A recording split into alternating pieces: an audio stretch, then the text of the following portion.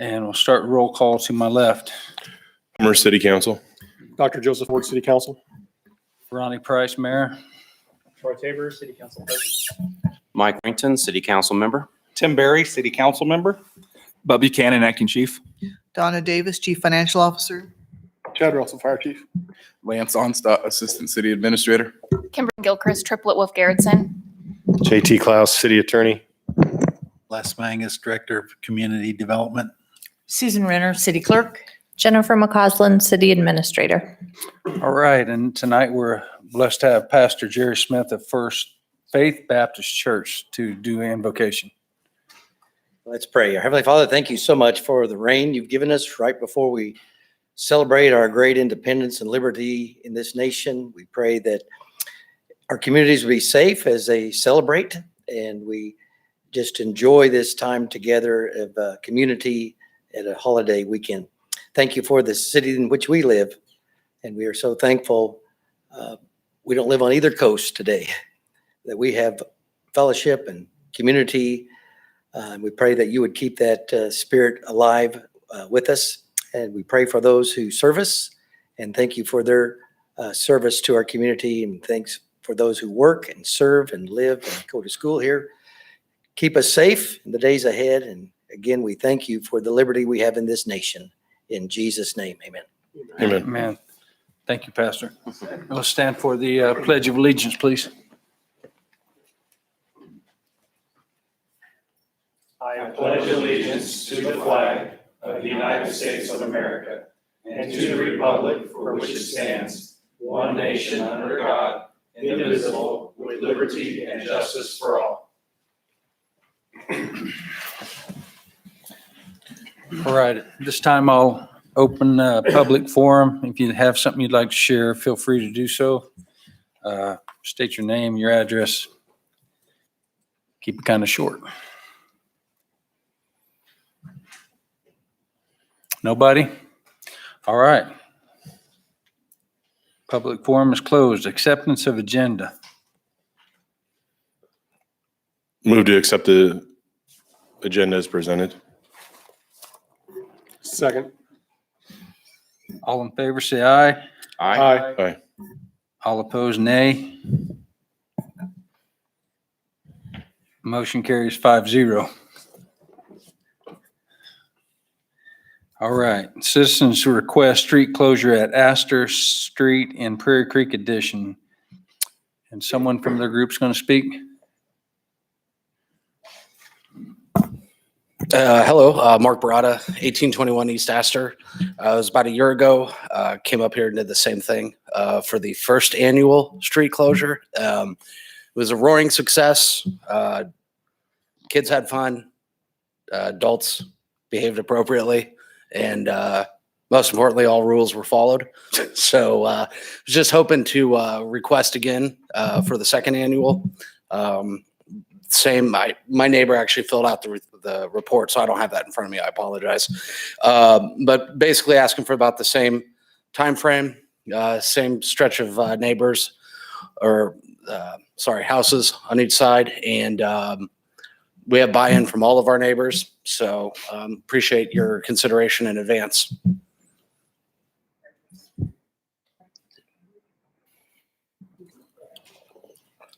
There we go. Mr. Mayor, Yes, sir.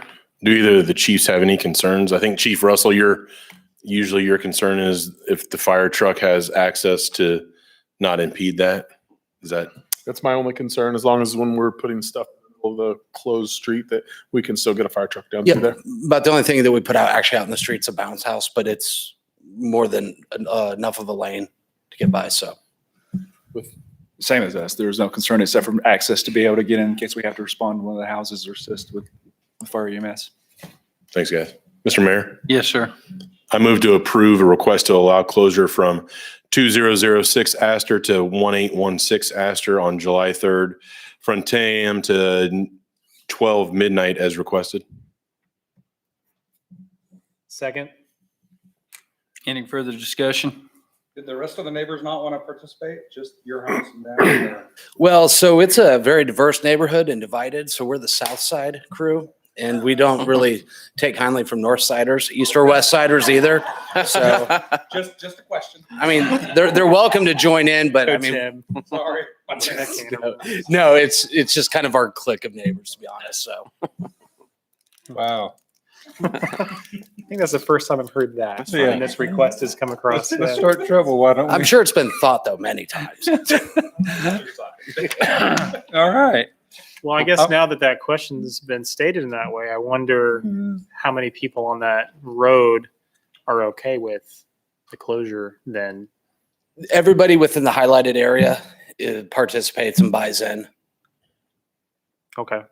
And in all honesty, if anybody else is like wants to pop in and stop in, we're completely fine with that. So Sure. Sounds good. I'm afraid to ask, but any other questions? No, sir. All in favor, say aye. Aye. All opposed, nay. Motion carries 5-0. thank you. I really Enjoy. appreciate it. And be safe. Happy 4th, everyone. 7-2, PBS TV sponsorship. Taya Tone? Hello, my name is Tia Tun, and I represent the Butler County Historical Society, the Kansas Oil Museum, and the address of that is 383 East Central in El Dorado, and my home address is 5611 Northeast Satchel Creek Road, El Dorado, Kansas. And I think you all have in front of you the packet of information regarding the PBS opportunity afforded to the Butler County Historical Society and the museums across Butler County. A quick bit of background on this. During COVID, we wanted to continue to reach out and educate and entertain our people while we were shuttered.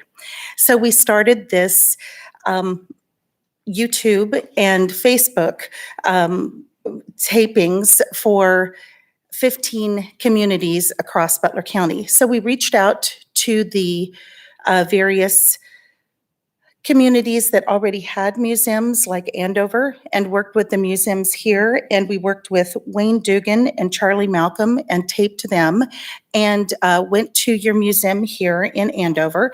And we did that with the existing community museums. Some have them, some don't.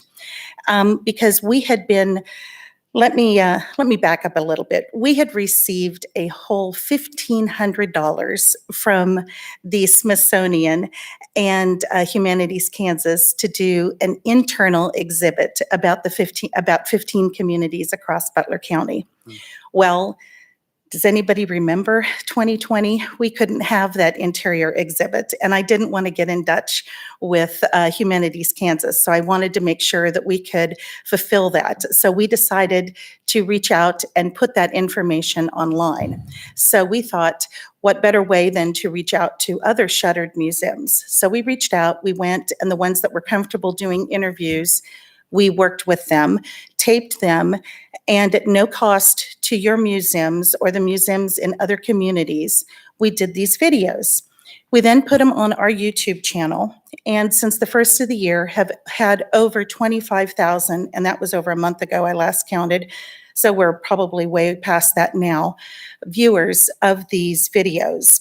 And the interesting trend of those videos is it's not our typical viewer watching the history that we normally get walking into a museum, which I don't want to say anything about my generation, but you know, I'm kind of a young person who goes into a museum. And the people now watching those YouTube videos are trending younger, which is exciting. And we're finding that teachers of junior highs and high schools and even WSU are using them in their classrooms. So we're hitting a whole new audience by these. Well, PBS also found out that we were doing this and had such a good viewership that they approached us and said, would you please make these videos into a series? So we have put together and are working on and will launch on the 8th of July, our first weekly series of 11 weeks, videos about communities in Butler County. Andover is one of those videos. And we'll have a half an hour show devoted strictly to Andover that will air 3 times in that week. And then when they go into the next 11 weeks of repeats, it will also show for 3 separate times. So that's 6 half-hour shows. It's 3 hours that we've put together at no cost to your museum or to your community. So when we put this all together, there is some expense that goes to our museum for all of the taping, the editing, the researching. And we have reached out to the Butler County Commissioners. We've reached out to other communities. We've reached out to Holly Frontier, to other donors, to help us make sure that we have enough to make sure that the project goes forward. And so that's why I am in front of you this evening to help us raise those funds that we can make sure this happens. The board is committed of the Butler County Historical Society that it will happen. They had me sign the contract, so it better happen because I'm the one on that contract that says the money will come. So hence why I'm out visiting with everyone. But we are committed. It's happening, and we would like to give you the opportunity to be part of it, have your logo associated, and help promote your community, your past and your present. So we would like you to consider it. I believe you have all of the information in your packet. If you have any questions on it, I gladly will answer them. And I believe there was also a link provided to you of the shorter version that was on YouTube, not the full long television version, because we have not created the Andover one yet. We did not want to create the Andover one until we knew for sure if you were wanting to be part of it, because we did not want your logo left off of it. So, thank you. Any questions? Excuse me.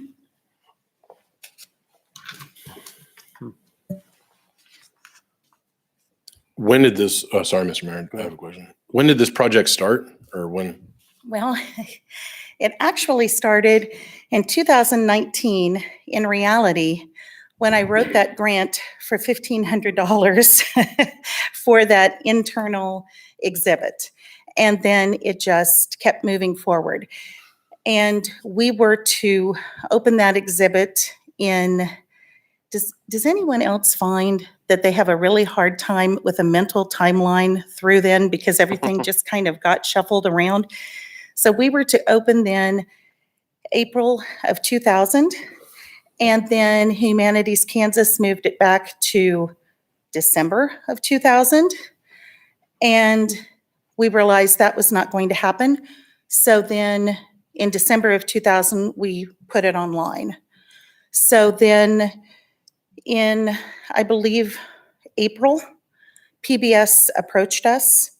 So there was a lot of conversation back and forth with PBS and then our board. And I went after grant money from Kansas, or Humanities Kansas. That did not come through. So then we started raising funds through communities and local donors. So that has been going forward. So simultaneously, ironically, tonight at 7 o'clock while I'm here, the last of the YouTube videos launched. The Leon one launched at 7 o'clock tonight. So we're done with that. Now we can concentrate completely on the extended television length ones. And so right now we're in that process of having to do 2 at the same time. So now we can concentrate just on the 11 television ones.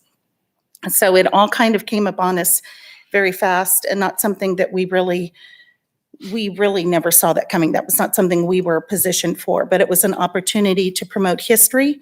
And the PBS channel and the viewership, and then the PBS Explore, those are good mediums for people that are looking for day trips and heading out this direction. And the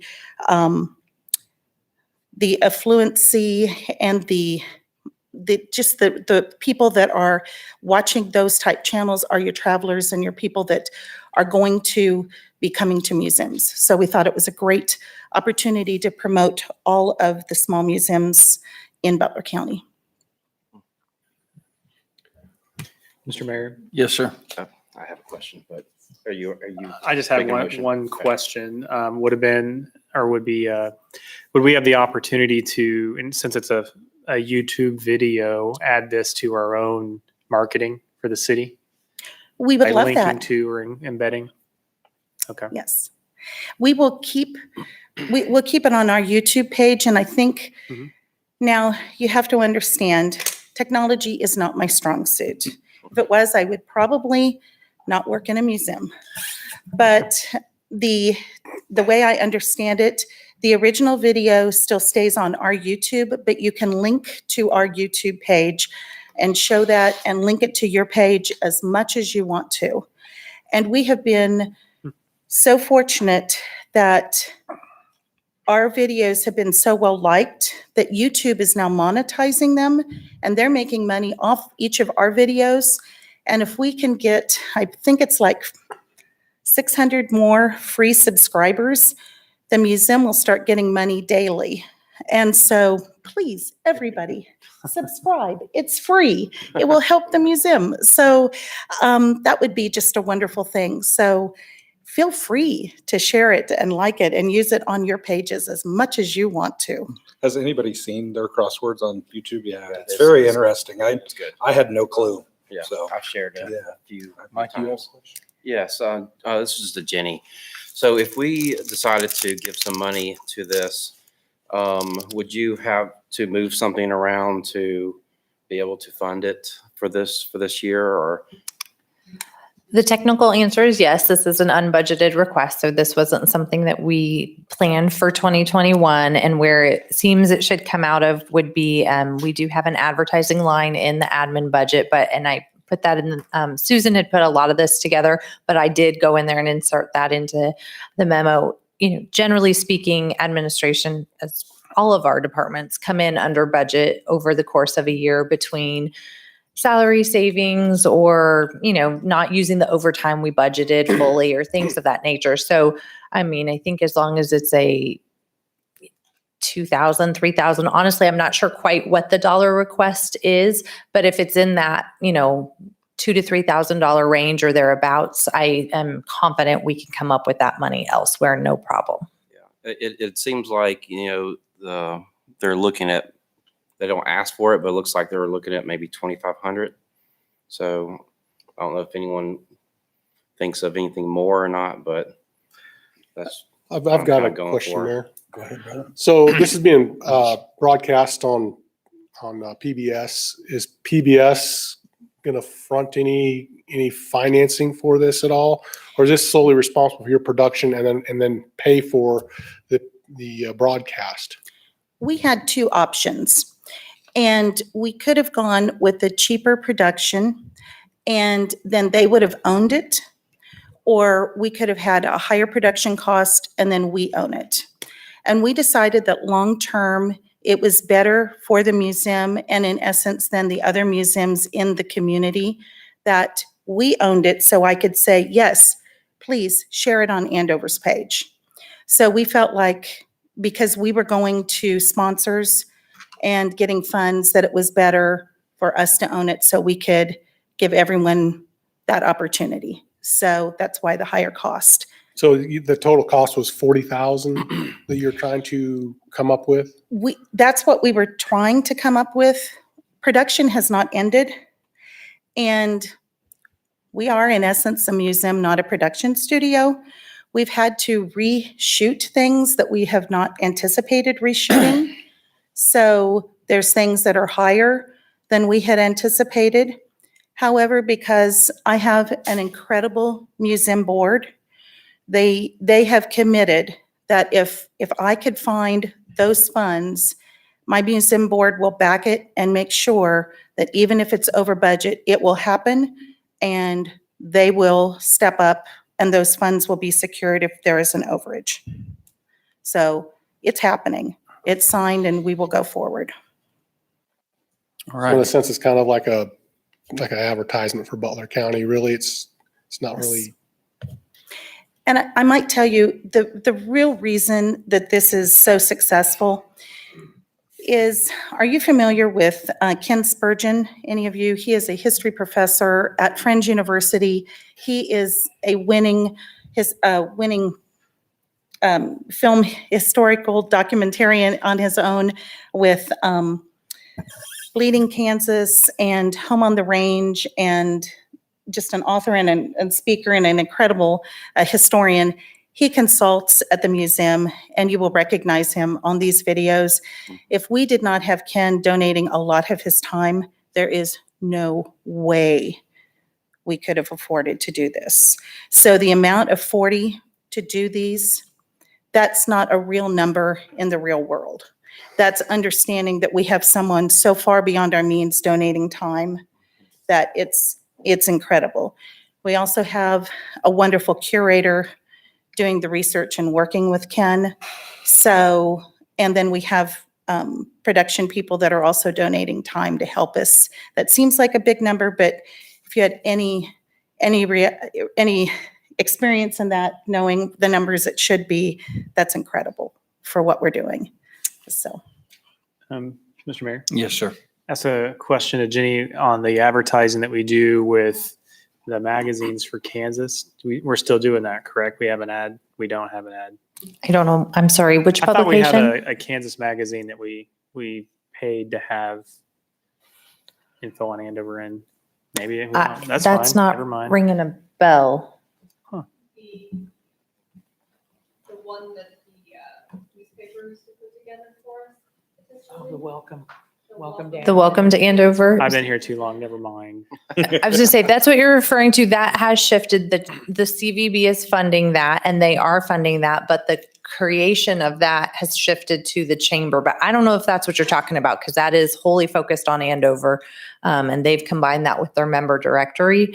So it's a member directory and a Welcome to Andover magazine. I don't know if that's what we're I don't know. thinking I just about. recall that we had used to put money into some magazine. I didn't think it was local only. I thought it had to do with Kansas, like Catch a Kansas or something like that. It's been a while, like I said. But as far as marketing dollars go, yeah, go ahead. I think what he's talking about is a tourism magazine that did maybe from the Department of Tourism, where multiple communities were in there, and we paid to feature. It was right when I got here, so 6 or 7 years ago. Okay, that's entirely possible.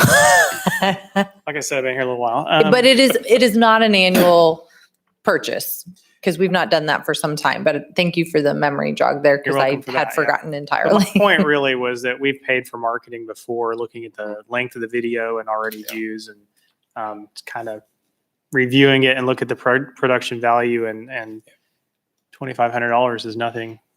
And we I can mean, use and it. this is perpetual forever, and it's a one-time shot instead of a yearly deal. This is a deal for us. We can use this in the CBC. We can use it everywhere, pretty right. We can use it in the Channel 7 and Government Channel, whatever it is. And It's just good to know our history. Well, and it does kind of fit well with, we've got a committee of staff that are kind of working slowly, because we've got it in the Right. 22 budget, to do some historical signage at the Redbud Trailhead Park. And one of the ideas was to have like a QR code where you could see a video. And so, wow, it maybe seems like we've got our video, because we were all a Get you little a lot of perplexed views at if- how we could do that. So there's definitely ways we could partner on this and collaborate. Can't wait to see the long version. Yeah, that's cool. all right. Mr. Mayor? Yes, sir. I think it's important that we remember part of our heritage. No pun intended. I move to approve the city of Andover to make a donation of $2,500 to the Butler County Historical Society to assist in the cost of airing the Kansas Crossroads series on PBS. Second. Any further discussion? Oh, God, I just drew a blank. All in favor, say aye. Aye. All opposed, nay.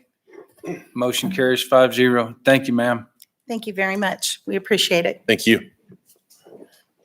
All right, 7.3, request to waive fees, public land. And Katie apparently is going to discuss this. So with us. Emily with the Paul Mitchell, the school, was supposed to be here, but she is not. And so I figured I'd just come up and talk a little bit about their event, and then you guys can decide if you want to do that or not. Just heard a door, so maybe that's her. But okay, nope. The Paul School, or Paul Mitchell, the school in Wichita, is challenged to do a fundraiser every year. And this lady reached out and she'd like to do a Paws in the Park fundraiser, basically like a dog walk on August 21st. And as part of that, that falls under our reservation fee for our reservations of public land. Since it's a fundraiser, you can't just come into the park and fundraise. It's public land. So you have to reserve the public land. And part of that in our new reservation policy comes at a fee. Since it's benefiting a local nonprofit, I believe it's, let's say in here, Best Friends Animal Society. They work with the Kansas Humane Society and the Wichita Animal Action League locally. That's who it would benefit. They would be raising money and doing this dog walk in partnership with them, but it's through Paul Mitchell, the school. But since it was for a nonprofit, they weren't necessarily anticipating paying that much. It's $240 to reserve parkland. And so they wanted to come and request a fee waiver. That's all I know about the event. I can try to answer some other questions. Mr. Mayor? Yes. I have a question. So there would be no issues with that being in the morning with the same day as Grub and Groove? So Grub and Groove, unfortunately, is no longer coming this year. Okay. They couldn't get their insurance paper, or the insurance was going to be too expensive or something like that. So they unfortunately are not going to be able to come this year, but we hope to have them back next year. Okay. Yeah, I think we're still showing it on our calendar, so. I'll double check that.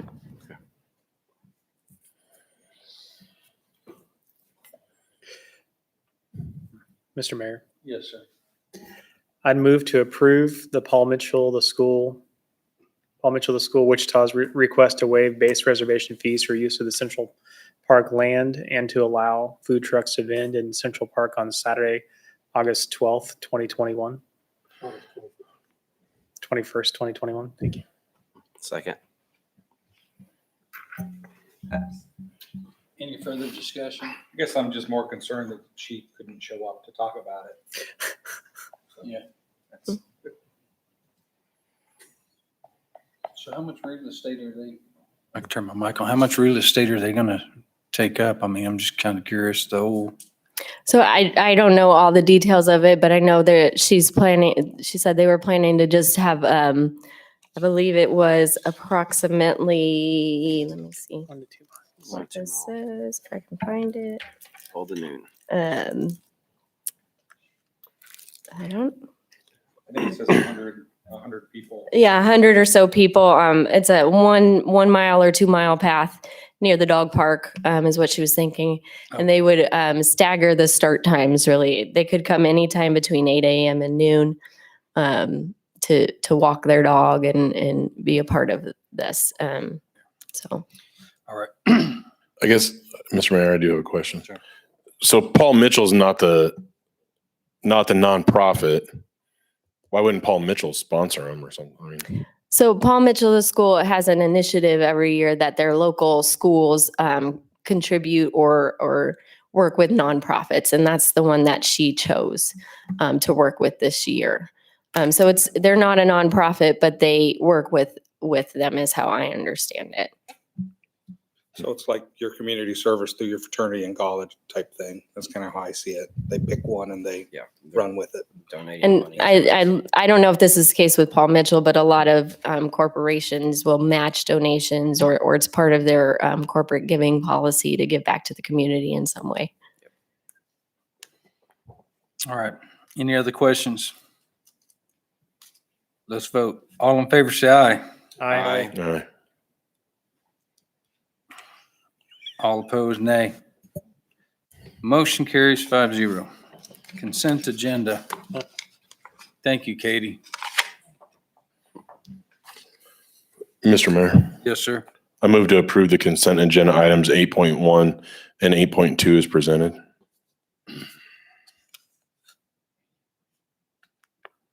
Second. Any further discussion? All in favor, say aye.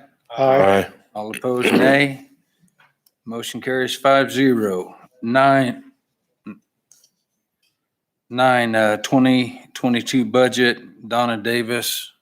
Or did I skip something? Or did I mess up? I'm sorry. No, you are perfect. We're just drawing straws over here who has to talk about it, but I'll talk about it. I don't Go, think. Lance. Eyes rolling. I'm like, wait. Lance. I got the short straw. Revenue neutral rate authorization. That's the part I know. Mr. Mayor and Council, we talked about this a little bit at your budget retreat on June 12th.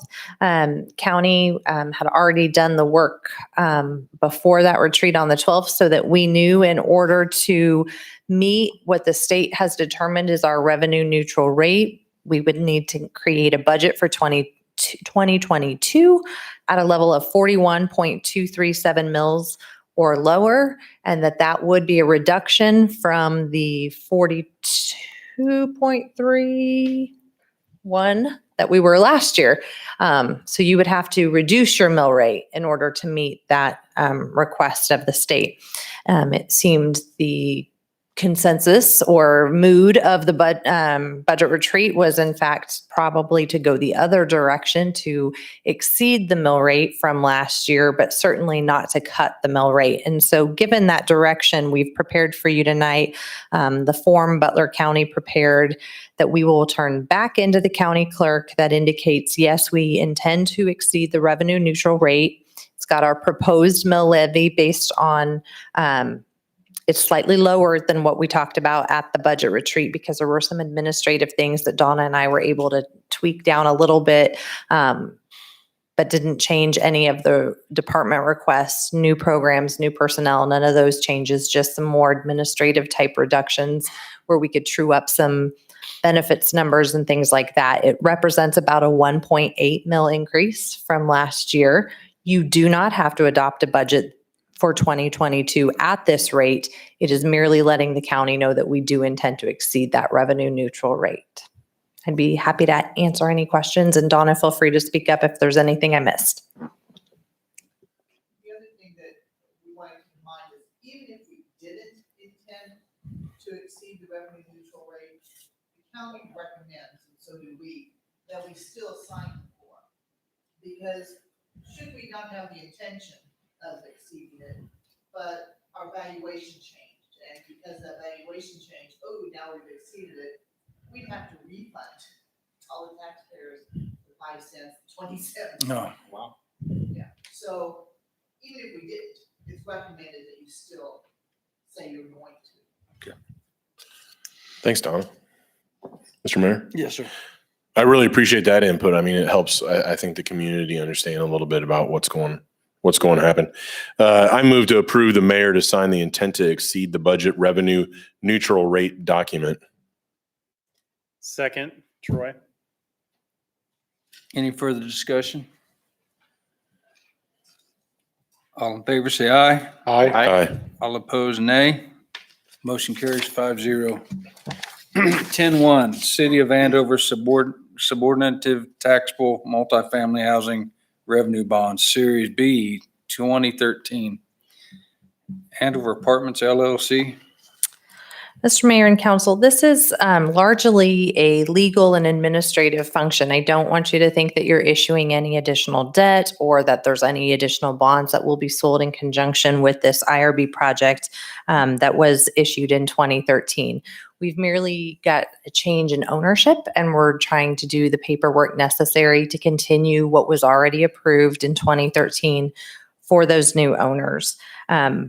I will butcher the legal maneuvers that this entails. So if you have detailed questions about anything legal, or if there's something JT thinks we should specifically discuss, I'd be happy to yield the floor. But that's the 10,000 foot floor view, or 10,000 foot view of what this item is about. Mr. Mayor. Yes, sir. I guess the only, the delay question I have here is Sunstone Apartments is changing ownership and really just transferring the benefit that it was originally allowed to them upon building is going to the new owners, correct? Yeah, I think that's a real reasonable summary. There really is only 2 years of tax abatement left on those. And so the intent here is that the new owner would benefit from the original benefits. This is consistent with the Common. It's common. It's consistent with why the IRBs were issued as it related to some significant highway right of way that was given in connection with the IRBs. And so I don't want to say it's common, but there's certainly not anything unusual about it. Thanks, legal. All right, JT. Mr. Mayor. There are circumstances where they don't transfer though, correct?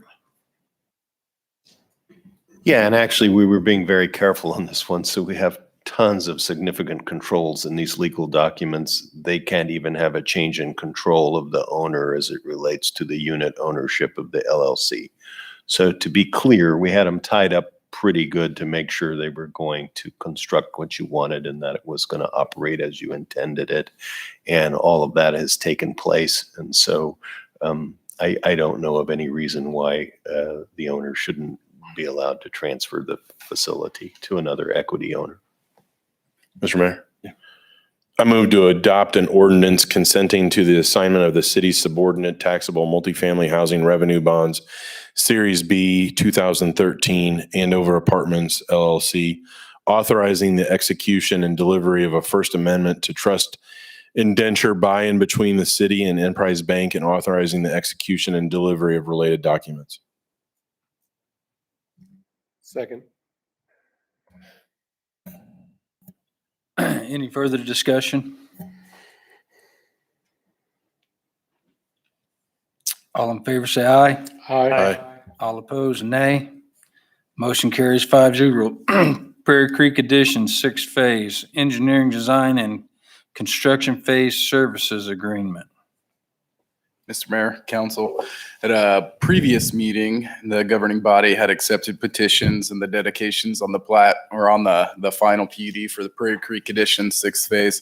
Now that those steps have been accomplished, the required improvements are set to be designed. Andover, the city, we typically retain the platting engineer to actually do the design of those improvements and then to do some construction phase services while they're actually being constructed. Boffman Company did prepare the plat, the final PUD that you see here, and has submitted an agreement for your consideration to perform the design and construction phase services as they start to build Prairie Creek Addition 6th phase. So we typically use a form for all of these agreements. And they propose the costs associated with, and the costs that they have proposed are within industry standards. We see a lot of these agreements. The costs that are actually proposed as part of the agreement are paid for in the petitions that were accepted at a previous meeting. And these petitions specifically do have some city participation. So the city will participate, the city at large will participate in the cost of this agreement. Any questions about the projects or the agreements, I can definitely attempt to answer.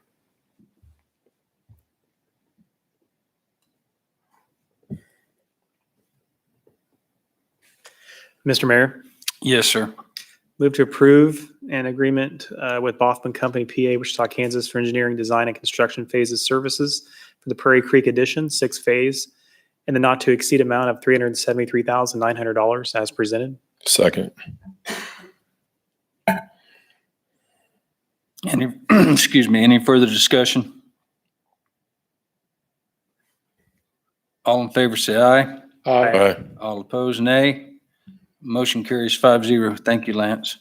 USD 385 Andover School District Office Edition, final plat. Les is going to speak to us. Mayor and council, this is the last of the significant projects from the bond issue. The district has demolished the existing district office and begun the grading and so forth for the new district office. As a part of that construction process, we've asked them to plat this piece of property. It was a meets and bounds legal description of a odd-shaped triangle with some easements that had been dedicated by separate instruments and access controls and just 2 pages of title work. So this document brings it all together. The Planning Commission has approved, and we're asking tonight for your acceptance of the dedication shown on the face of the plat. Mr. Mayor, I have one question. Yeah, go ahead, sir. Les, on the drainage plat here, most of these on the drainage, it's the runoff is decreasing quite a bit. I see that they are, in most of the parking lots, their pipes are going directly into our existing pipes in the right of way. They have a small detention pond in the back that looks like maybe the rear parking lot's going into, but most of it is direct drainage directly into our storm sewer. Are we not requiring them to hold it and then release it? The drainage at the east side, at the point of that triangle on the east side, goes into a dry detention pond. And then the size of the pipe that outfalls from that detention is small such that it meters the water to go out. So water will rise up in this dry pond and be slowly metered out through an appropriately sized pipe.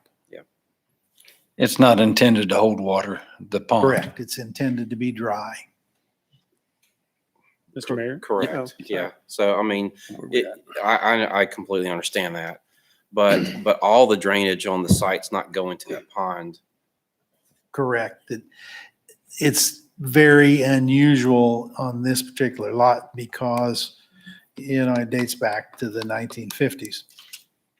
A lot of the drainage simply ran over the bank onto the Kansas Turnpike.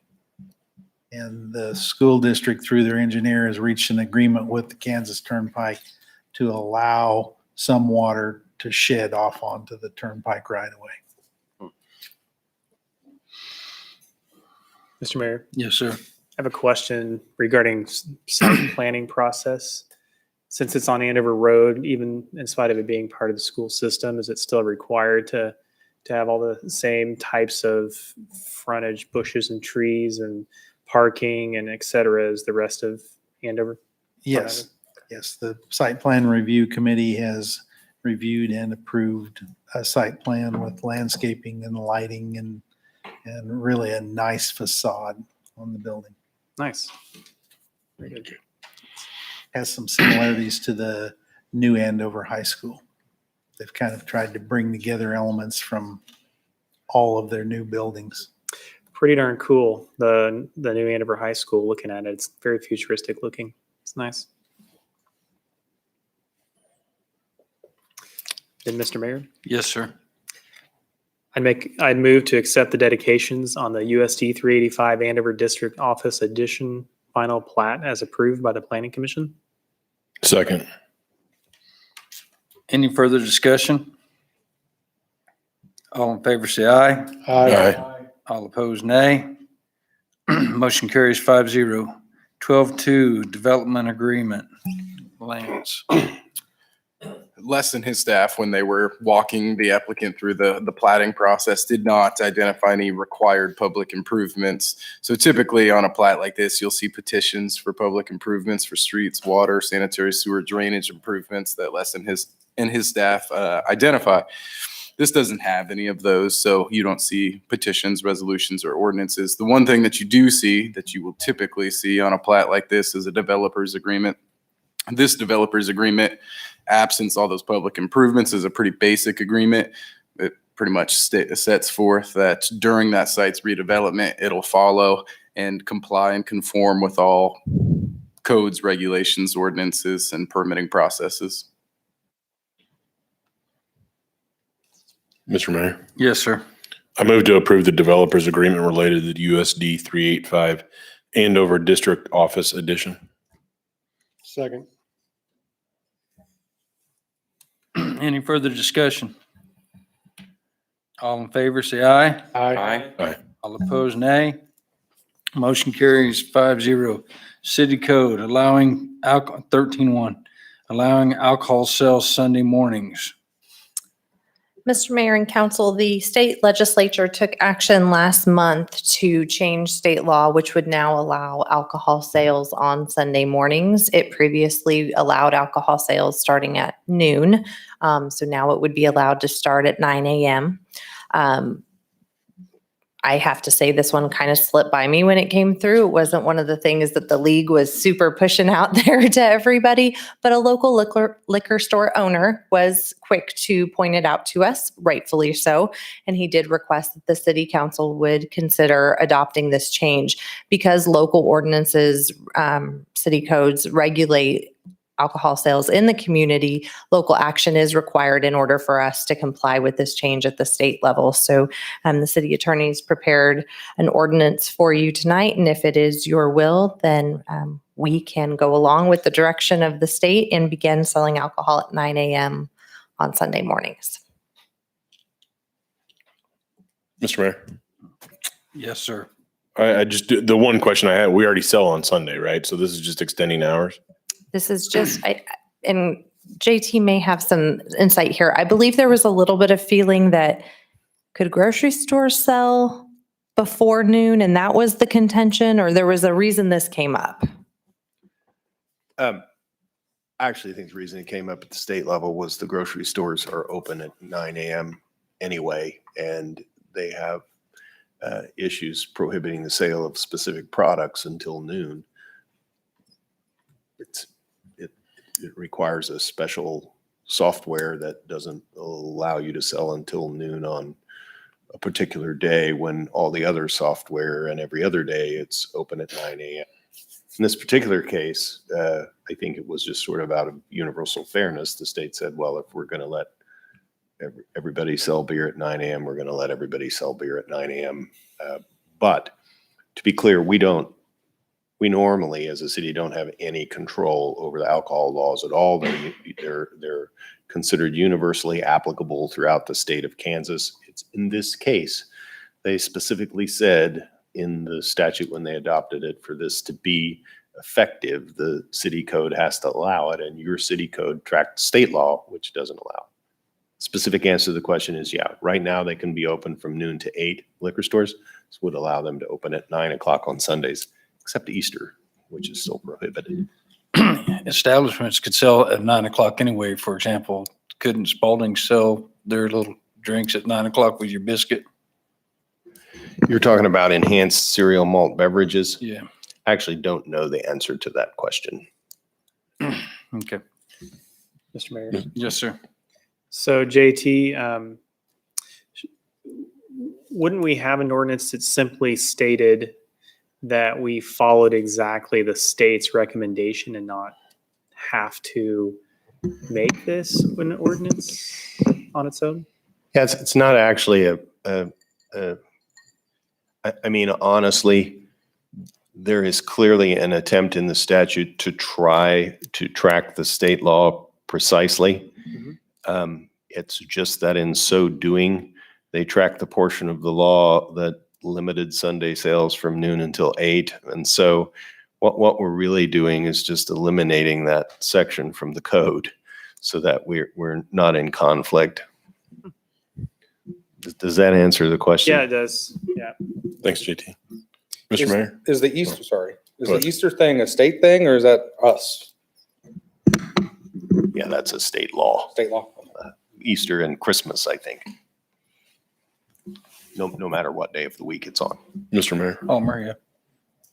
I move to approve an ordinance repealing and replacing section 3-113 and section 3-205 of chapter 3, articles 1 and 2 of the code of the city of Andover, Kansas for the purpose of authorizing Sunday morning sales for retail liquor stores and cereal malt beverage retailers.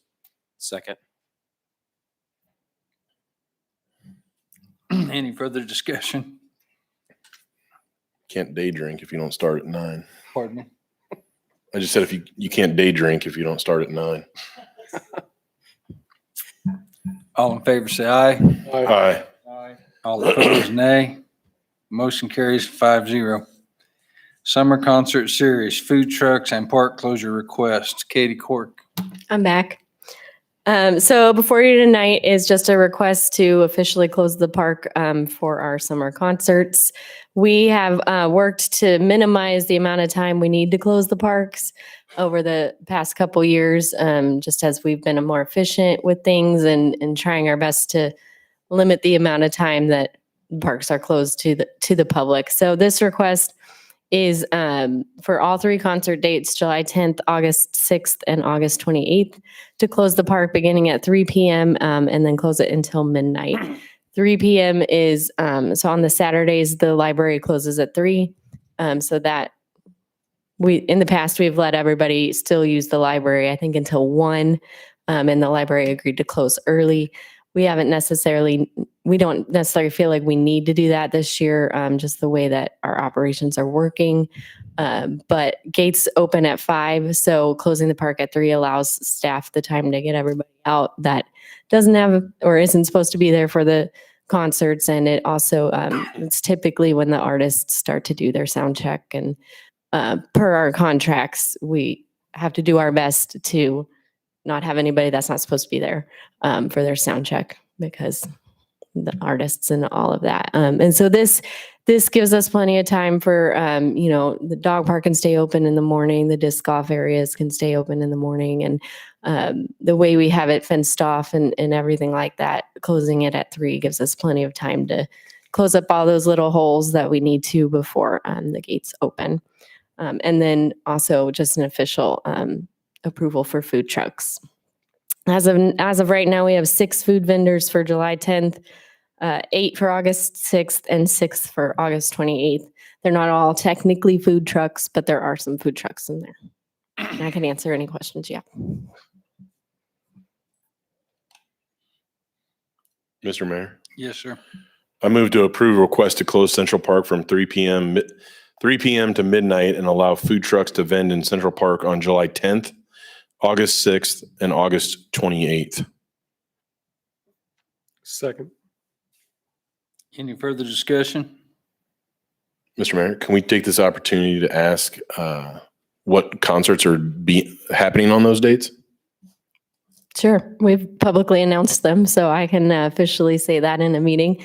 July 10th is Daughtry. That's our first one. And we just announced this week that we also have a local opener for that show. His name is Dusty Grant. So he will go on at 7, and then Daughtry will follow at that. August 6th, we have Kyle Park and Casey Donahue. And then August 28th, we have Colby Calais with special guest Tennille Arts. Thanks, Katie.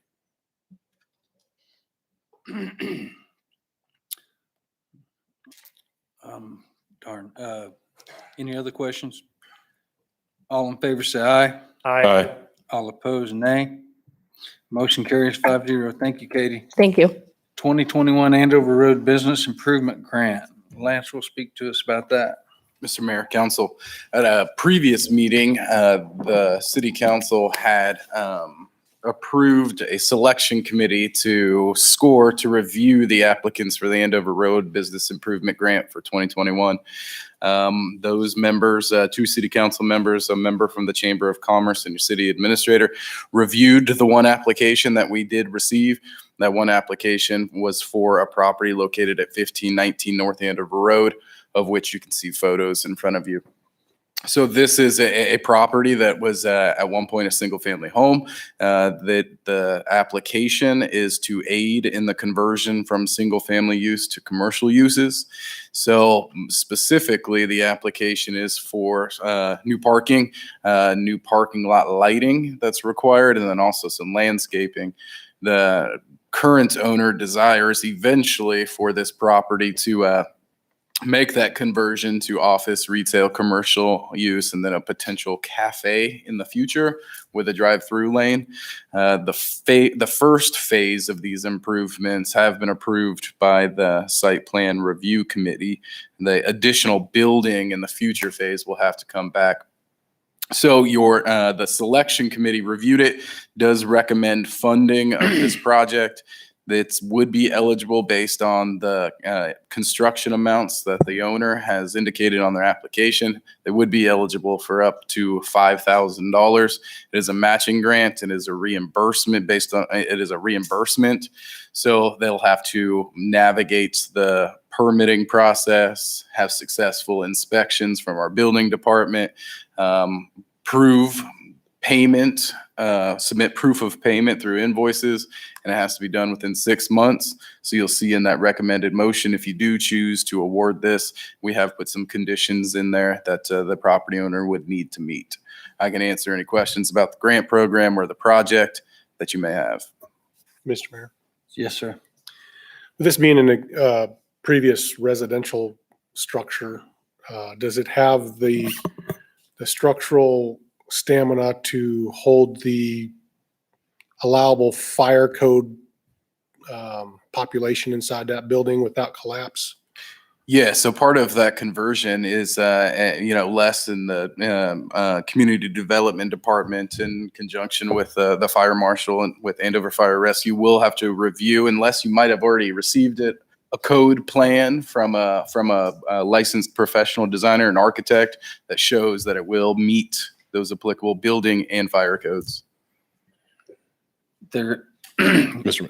Is there, I'm sorry, Homer, go ahead. Well, so I'm the city council site plan liaison, and I know that was brought up a little bit, Dr. Ford, at the site plan in regards to concerns of it being an old house converted. And Les did say that all the things that the home, bringing it up to date or up to code and specs was going to happen before anything would move further. So. Right.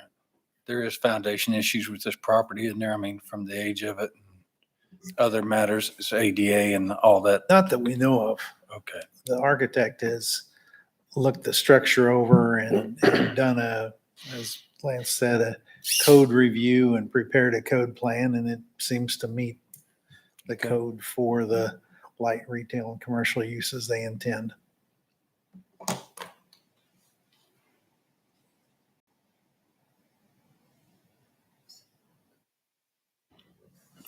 Any other questions? Mr. Mayor, I do have a question in regards to the grant. Lance, you opened yourself up to questions for the grant. Are we shutting ourselves off or closing ourselves off? And this goes back to the Eco Devo, conversation that we had when Marla Canfield came out and spoke with us. But, other businesses maybe not on Andover Road. Jenny, go ahead on that. I said, I'll get this. So the genesis of this grant comes from your comp plan. And the comp plan recognized that the front door to Andover, which would arguably be Andover Road, leads to a living room that looks different. And what that intended to gently say was there's room for improvement on the visual aspects of Andover Road. And at that point in time, when the comp plan was adopted, there were still power lines that have been eliminated. And we've now been through, this is the fourth or fifth cycle of these grants. So there are new signs in front of some businesses. There are painted large buildings that needed a repaint job. And so there's been some pretty significant improvements. It's not to say you couldn't look at other parts of the community, but it was a very strategic program because the comp plan called out that Andover Road needed some injection to get a beautification project going on those private properties. Thanks, Jenny. That's one of the common themes when you are in public and they talk to you is beautifying Andover Road, and that's part of it. You know, that's what we see when we first roll through and what people think of when the impression they're left with when they drive through. And that's one thing about Andover. When you drive through neighboring cities, you can see that the local improvements on thoroughfares are much better than other communities of our size and our neighbors. Mr. Mayor, Yes, sir. I move to approve the award of the Andover Road Business Improvement Grant in the not to exceed amount of $5,000 for the property located at 1519 North Andover Road, conditioned upon all building, zoning, and grant requirements being satisfied. Second, Troy. Am Troy the second as well. Just throw that out there. Any further discussion? All in favor, say aye. Aye. All opposed, nay. Motion carries 5-0. It'd be nice to see that building being used. So, all right, here we are. Member items. Anyone? Everyone? Have safe travels this week when you're out there, and appreciate all you guys, and happy holidays.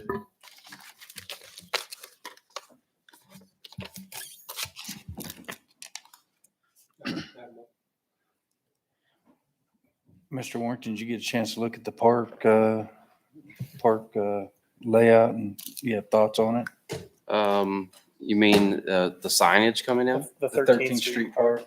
No, I haven't. Okay, okay. Just curious. Everybody, I didn't mean to put you on the spot, sir. No. That archway is cool, though. Have you seen the archway that he's talking about? It does look pretty It is cool. pretty cool. Yeah. I can't wait till it's lit up. I stopped the other day and told the guy it was crooked, and he said, "Not from my house." I thought it was pretty quick, man. Funny response. Yeah. So, the Anyone new red lights are working really well too. So on Harry?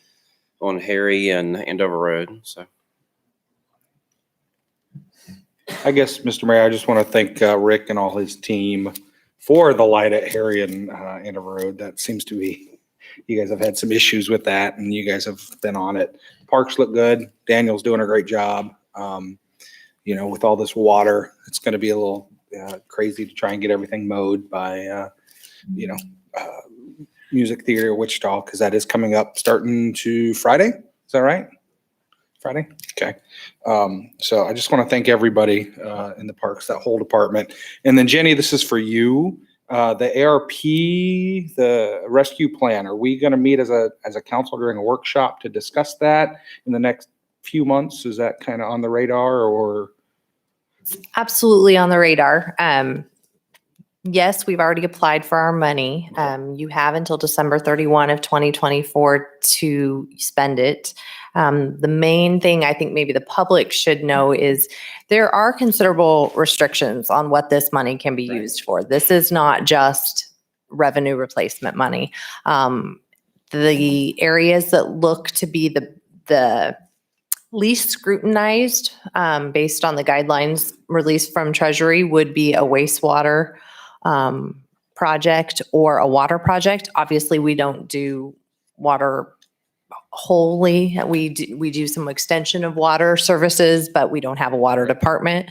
So likely your recommendation from staff will relate to the wastewater expansion project that we are well suited to begin next year. They also said that it would cover growth, revenue growth that was missing.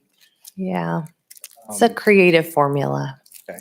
If you took in, it looks at all of your revenue. Right. So unfortunately, maybe your hotel guest tax was low because COVID, but your general valuation of your tax base increased because your community is growing and building new houses and the valuation is increasing in a hot housing market. Well, if overall you didn't lose money, then it doesn't matter that you lost money over in the Convention and Visitors Bureau. So Donna will certainly work on the formula. If there is a way to receive some of that money to go into the general fund as a replacement, we will do that. But I will say the webinars bounce around back and forth on what's allowed and what's not allowed. And generally, I'm in a more discouraged state of mind on how much revenue replacement you're really going to be able to use that for. And that's like a good thing for the city of Andover, because what that means is we didn't have the financial hit that those tourism communities that use sales tax to help pay for their general fund. A, we don't use sales tax for general fund projects. B, we had the best sales tax year we've ever had. So, it's a rather first world problem for us to have that we don't have the need for the revenue replacement. I know, after speaking to Mr. Mayor about it, it just seemed like we were so focused on the wastewater that, we're not even opening to other possibilities. So I just want to make sure that we're open to other things in the city than just the wastewater, which I know it's an issue we need to correct and fix, but I just want to make sure that we're not so tunnel focused on that yes, we're going to do wastewater. That's all we're going to do with that money. So I certainly felt a lot more like I wanted to be creative. And then I hope I don't mess up his title. Is it Senator Marshall? Yes. Okay. He put on the best webinar, in my opinion, so far that I've gone to, and he said very little, but one thing he said was, if it's gray, walk away. And that was his admonition. There were a bunch of city administrators and managers saying, what about, can we do this? What about, can we do this? And they said, read the guidelines, but let's remind you, water projects are a yes, wastewater projects are a yes, and if it feels gray, walk away. because they were also mentioning there's going to be other grants available for water and wastewater as well besides this.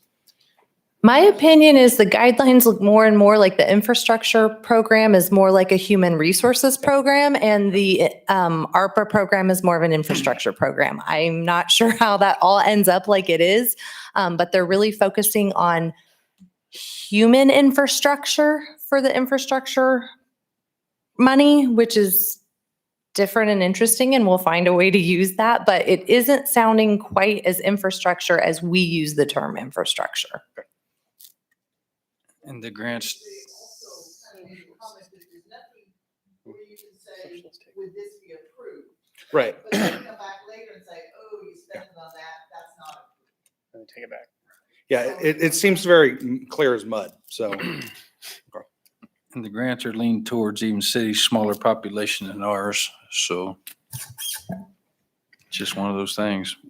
We're right there on a little bit above what we need to be to get. and they also mentioned partnering up with your county, partner up with other cities and other counties in your area and see if you can do something as a whole for the entire community. So